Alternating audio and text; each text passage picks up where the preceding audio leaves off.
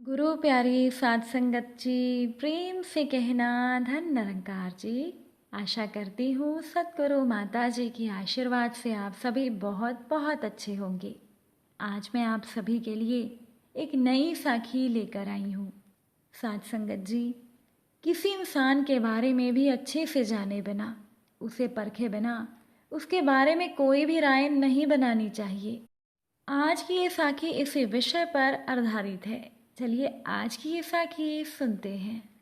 साध संगत जी, विभा गुस्से में अपने पति गोपाल से कहने लगी कि आप यहाँ आराम से बैठे रहना और आपका छोटा भाई आनंद माता पिता से सब कुछ अपने नाम पर करवा लेगा। विभा गोपाल से कहने लगी कि आपका छोटा भाई आनंद ज़मीन बेचने की बात कर रहा है। अगर ज़मीन बिक गई तो हम क्या करेंगे? हमें जो 2 वक्त की सूखी रोटी नसीब होती है वो भी नहीं मिलेगी। ये सुनकर गोपाल हैरानी से बोला, तुम्हें ये बात किसने बताई? विभा बोली, और कौन बताएगा, मैं खुद अपने कानों से सुनकर आ रही हूँ। मुझे तो पहले ही लगा था कि तुम्हारा शहरी भाई यहाँ गांव में यूं ही नहीं आया, ज़रूर उसका कोई मतलब होगा, वरना जब से उसकी शादी हुई है वो तो कुछ घंटों से अधिक यहाँ पर ठहरता ही नहीं। अब देखो कि पूरे 4 दिनों से दोनों पति पत्नी हमारे घर में ही रह रही हैं। अब मुझे समझ में आई कि वो दोनों गांव की जमीन पर अपना अधिकार चाहते हैं। विभा गोपाल को बताने लगी कि आनंद पिताजी से कह रहा था कि शहर में किराया बहुत ज़्यादा है, बड़ी मुश्किल से गुजारा होता है, इसीलिए हम चाहकर भी आपको और माँ को अपने साथ नहीं ले जा सकते। पर एक तरीका है, अगर हम यहाँ गांव की ज़मीन को बेचकर शहर में मकान बना लें तो फिर हमारा सारा परिवार एक साथ रह सकता है। मैंने सुना था कि आनंद पिताजी को कह रहा था, वैसे भी मेरे भैया बहुत मेहनत करते हैं और इस ज़मीन में होता ही क्या है, मैं उन्हें शहर में अच्छा सा काम दिलवा दूंगा, गांव से ज़्यादा तो वो शहर में कमाएंगे। अगर आप पिताजी ज़मीन का सौदा कर दें तो दोनों भाइयों का एक बहुत अच्छा मकान बन जाएगा, और अगर हम चाहें तो मकान के कुछ हिस्से को किराए पर दे देंगे, जिससे कि हमारी अतिरिक्त आय भी हो जाएगी। पर मैं जानता हूँ पिताजी कि गोपाल भैया तो इस बात के लिए मान भी जाएंगे, पर विभा भाभी ये नहीं मानने वाली। इसीलिए मैंने सोचा है कि आप हम दोनों भाइयों में ज़मीन का बंटवारा कर दें और मेरे हिस्से की ज़मीन बेचकर मैं शहर में अपना मकान बना लूँगा।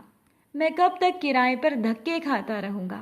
कल को मेरा परिवार बड़ा होगा, मेरे खर्चे ज़्यादा होंगे, इसीलिए जितनी जल्दी मेरा खुद का मकान बन जाए उतना अच्छा। फिर मैं 4 पैसे बचाऊँगा तो वो आगे हमारे ही काम आएंगे। वैसे भी पिताजी मैं तो शहर में रहता हूँ, मेरे लिए इस गांव की ज़मीन का क्या काम है? तब माँ आनंद से बोलने लगी, पर बेटा तू तो जानता है तेरे बड़े भाई की हालत कैसी है, और फिर हमारे पास ज़्यादा ज़मीन भी नहीं है जो उसे बेचकर तुझे पैसे दे दें मकान खरीदने के लिए। अगर हमने ज़मीन बेच दी तो तेरे भाई का क्या होगा? उसके भी बच्चे हैं, ज़रा उसके बारे में सोच, उसे भी तो अपना परिवार चलाना है। तब आनंद बोला, माँ मैं भैया के बारे में ही सोच कर तो अभी तक चुप था, पर इस महंगाई ने मेरी हालत खराब कर दी है। अब मैं शहर का काम छोड़कर गांव में भी नहीं आ सकता। अगर मैं यहाँ आ गया तो यहाँ तो हमारे भूखे मरने की नौबत आ जाएगी।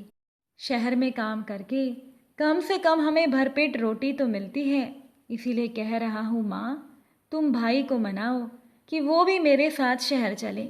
अगर हम दोनों भाई मिलकर काम करेंगे तो हमें कोई कमी नहीं रहेगी। तब पिताजी बोले, ठीक है बेटा, हम कल गोपाल से बात करेंगे। और यही सारी बातें सुनकर विभा बहुत नाराज थी। साथ संगत जी, आनंद शहर में एक दुकान पर नौकरी करता था और उसकी पत्नी भी उसी दुकान पर काम किया करती थी। आनंद अपनी शादी के बाद ज़्यादा समय के लिए गांव में नहीं रह पाया था, इसीलिए विभा को लगता था कि उसकी देवरानी निशा घमंडी है। शादी के बाद आनंद ने अपने बड़े भाई को कई बार कहा कि आप शहर में घूमने आइए, पर पत्नी विभा की वजह से गोपाल कभी भी शहर नहीं जा पाया। एक बार आनंद के साथ उसके पिताजी शहर में गए थे और पिताजी ने गांव में आने के बाद आनंद और उसकी पत्नी की जो तारीफें की, वो सुनकर विभा को बहुत गुस्सा आया। विभा कहने लगी कि मैं पिताजी और माँ की इतने सालों से सेवा कर रही हूँ, इन्होंने कभी भी हमारी तारीफ नहीं की, पर उस शहरी लड़की ने 4 दिन देखभाल क्या कर दी, ये उसी के गुण गा रहे हैं। अगर इतनी ही सेवा करनी थी तो माँ और पिताजी को हमेशा के लिए अपने पास रख लेते। दरअसल विभा अपनी देवरानी से बहुत नफरत करती थी। विभा को लगता था कि उसकी देवरानी जानबूझकर अच्छे बनने का नाटक करती है। जब भी निशा की कोई तारीफ करता तो विभा निशा में 1000 कमियां निकाल देती थी। विभा को गुस्सा तो अपने सास ससुर पर आ रहा था कि उन्होंने आनंद को उसी समय साफ साफ मना क्यों नहीं कर दिया। क्या ज़रूरत थी पिताजी को ये कहने की कि हम गोपाल से बात करेंगे। अब अगले दिन माँ और पिताजी ने घर में सभी को बिठाया और सारी बात बताई। अब जैसा कि विभा चाहती थी, गोपाल ने तो शहर में जाने से मना कर दिया।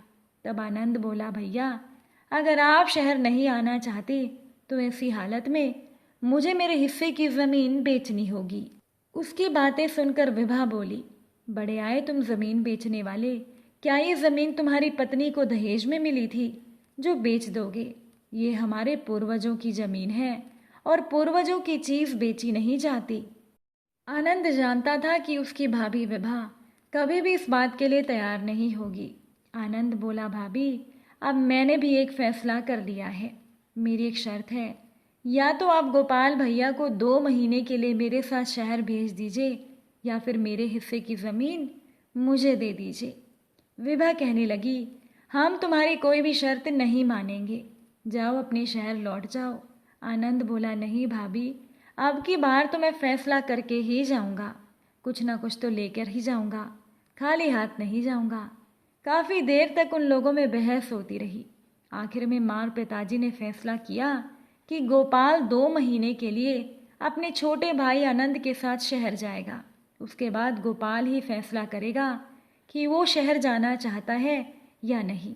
अगर गोपाल शहर जाना चाहेगा तो हम सब ज़मीन बेचकर शहर चलेंगे, और अगर गोपाल को लगा कि उसे शहर नहीं जाना तो ना तो कोई बंटवारा होगा, ना ही कोई ज़मीन बिकेगी। घर में मौजूद सभी सदस्यों ने इस बात पर सहमति जताई।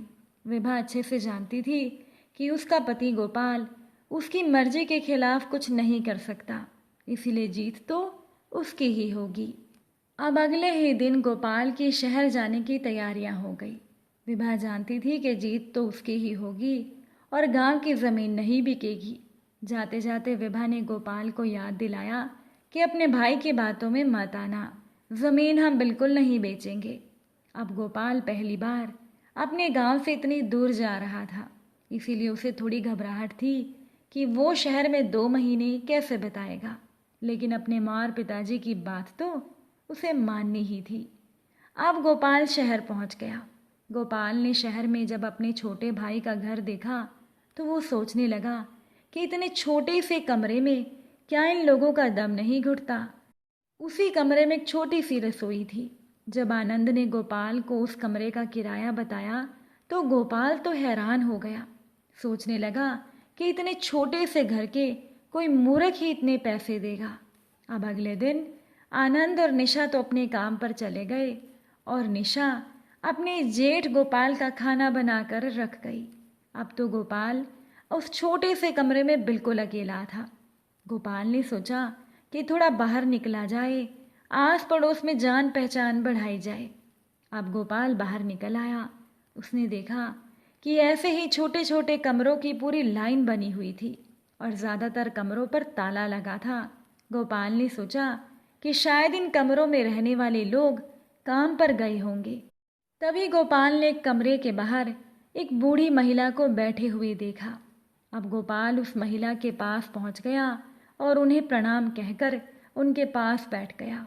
वो महिला बोली, बेटा लगता है तुम शहर में नए आए हो। अपने कमरे की तरफ इशारा करते हुए गोपाल बोला, हाँ माँ जी, मैं कल ही गांव से अपने छोटे भाई के पास आया हूँ। आप यहाँ कब से रहती हैं? बूढ़ी महिला बोली, अभी कुछ समय पहले ही मेरा बेटा काम की तलाश में यहाँ आया था। वो खाने का ठेला लगाता है, बस अभी थोड़ी देर में आता ही होगा। इतने में सामने से उस बूढ़ी महिला का बेटा आ गया। उस बूढ़ी महिला के बेटे का नाम था विनोद। विनोद अपनी माँ के पास आकर बैठ गया तो विनोद की माँ ने बेटे से कहा, ये गोपाल है, कल ही गांव से यहाँ आया है, तू इसे भी कोई काम दिलवा दे, इसका भी शहर में मन लग जाएगा। और तू मुझे कह रहा था ना, तुझे ठेले पर किसी सहायक की ज़रूरत है, इसीलिए आज तो गोपाल को अपने साथ ले जा और इसे काम अच्छे से समझा देना। फिर उस बूढ़ी महिला ने गोपाल को कहा, तू पैसे की चिंता मत करना, मेरा बेटा तुझे अच्छे पैसे देगा। गोपाल सोचने लगा, मैं घर में खाली बैठा क्या करूँगा, चलो इसके साथ चलकर देखता हूँ। सामने से चलकर काम खुद आ रहा है तो मना नहीं करना चाहिए। और गोपाल उस ठेले वाले युवक विनोद के साथ चला गया। विनोद ने अपना ठेला एक ऊंची सी इमारत के सामने लगाया और कुछ ही देर में वहाँ खाने वालों की लाइन लग गई। केवल 4 घंटे में काम करके विनोद अपना सारा सामान बेचकर घर लौट आया। 20 रुपए में वो लोगों को भरपेट खाना खिला रहा था। अब विनोद के ठेले की तरह ही अलग अलग ठेलों पर और भी बहुत सारी खाने पीने की चीज़ें बिक रही थी। सभी की खूब कमाई हो रही थी। अब गोपाल विनोद की कमाई देखकर हैरान था कि कुछ घंटों की मेहनत, फिर सारा दिन आराम और इतना अच्छा पैसा। घर पर आकर गोपाल ने सोचा कि वाकई शहर में कितनी कमाई होती है। गोपाल ने सोचा कि मैं खेतों में कितनी मेहनत करता हूँ, फिर भी मुझे इतना कुछ हासिल नहीं होता। रात को आनंद और उसकी पत्नी निशा जब घर लौटे तो निशा खाना बनाने लगी और दोनों भाई आपस में बातें करने लगे। गोपाल ने आनंद को विनोद के बारे में बताया। तब आनंद बोला, भैया मैं विनोद को अच्छे से जानता हूँ, वो बहुत मेहनती लड़का है। दिन में वो ठेला लगाता है और रात में एक बैंक के बाहर चौकीदारी की नौकरी करता है। वो अभी यहाँ शहर आया है, उसे यहाँ आए ज़्यादा समय नहीं हुआ, लेकिन थोड़े ही समय में उसने इतनी तरक्की कर ली। और यही बात मैं आपको बताना चाहता हूँ, आप भी मेहनती हैं, अगर आप शहर में कोई काम शुरू करेंगे तो आपकी भी खूब कमाई होगी। जितना आप साल भर की मेहनत के बाद पैसा कमाते हैं, इतना तो शहर में आप 6 महीने में ही कमा सकते हैं, क्योंकि यहाँ काम की कोई कमी नहीं, यहाँ मेहनती आदमियों की बहुत कदर है। मैं कल आपको शहर घुमाऊंगा, फिर मेरी बात आपको अच्छे से समझ में आएगी। अगले दिन दोनों भाई घूमने निकले। कई तरह के काम के बारे में आनंद ने गोपाल को बताया और पूछने लगा, भैया आपको इन सब में से सबसे ज़्यादा अच्छा काम कौन सा लगा? गोपाल बोला, काम तो अपना ही बढ़िया है, नौकरी मेरे बस की नहीं। सबसे अच्छा काम तो मुझे ये ठेले वाला लगा।